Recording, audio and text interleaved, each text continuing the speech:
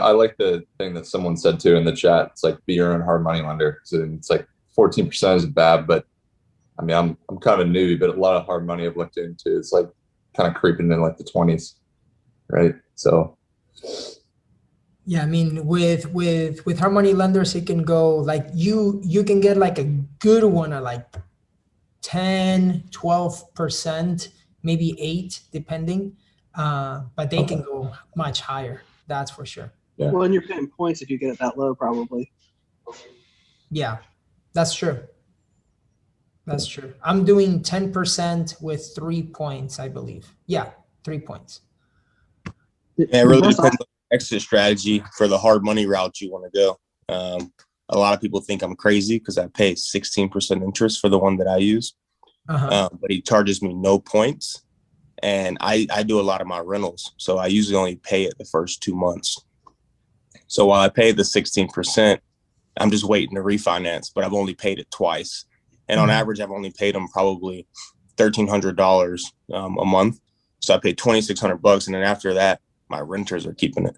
But when it comes to my flips, I don't use that same guy. I rather pay the points and get the lower percent. So just think about that. Think about your extra strategy when you pick your hard money. It's not always the best thing to get 9% with 3 points. Well, because you're supposed to pay, having to hold it for 6 months to 12 months at like 10%. It totally makes sense if you can get out early. Because normally some of them won't let you. They're like, yeah, you have to hold this for 6 months because it's not worth it to them otherwise. It makes perfect sense. Yeah, that's good, Naaman. Did you find that through a bank or a person? My hard money lender? Yeah. Through a wholesaler I was working with. So I was trying to figure out what the best way to fund the deal was. And he shot me like, I use wholesalers for everything because they know contractors and hard money. They just want you to close. So they'll give you anything. They give you any and everything. So you find wholesalers, just ask them for, who you got any hard money lenders I can talk to or any contractors I can talk to? Because they just want you to feel comfortable enough to buy the deal. So they'll give you can tap into all kind of networks just by asking them. Yeah. Cool.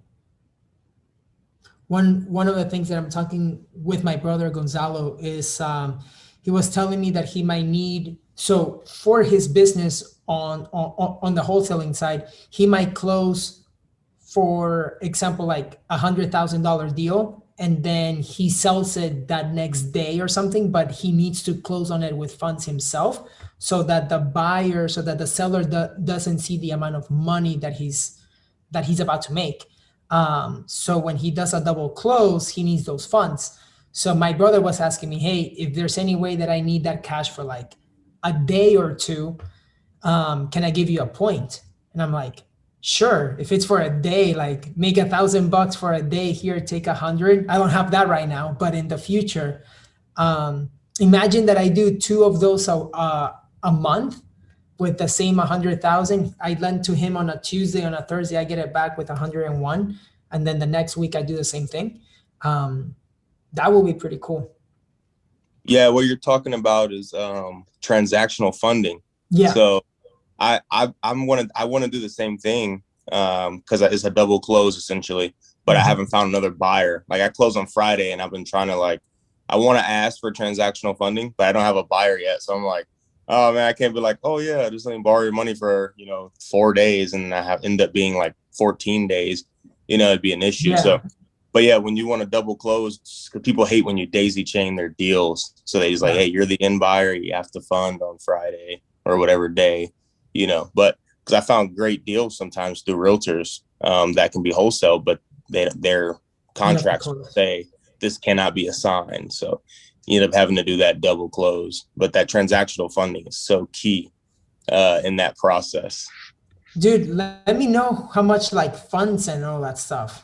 That would be interesting. I bet you there's some people here that we can potentially put our money together. I mean, if it's like $60K or whatever, right? There's a little bit difference, but if it's like a $200,000 deal, I can't pull that off. And I went back to my and asked him, because he's done all my hard money deals. He's my, 16% no point guy. And he was like, oh, buddy, I've only done one transactional funding in the 25 years I've been doing this. He said it just gets messy. So so I was like, all right, well, I can't ask him for the money. So I started thinking, how else can I do this? And the guy that I work with here, that's a really good wholesaler, he kind of explained to me about the double close and the transactional funds, because I was a little confused by that still. Even just 2 weeks ago, I was like, what? Like, what is double close? Like, well, how? He's like, you can do it 1 hour later, exactly. As long as you got the money to close. Yeah. So. The main thing to know about that is like, so for example, with my brother, the reason why I'm saying like, yes, Gonzalo, like, let's do it and stuff like that is because he has like, for example, like he's closing like 100 grand in profit here in the next 30 days. So if anything happens, I know that I can get my money back sooner rather than later, right? Because he's having like 10 closings a month or 15 a month. But at the end of the day is having that liquidity of money that allows you to have that goal.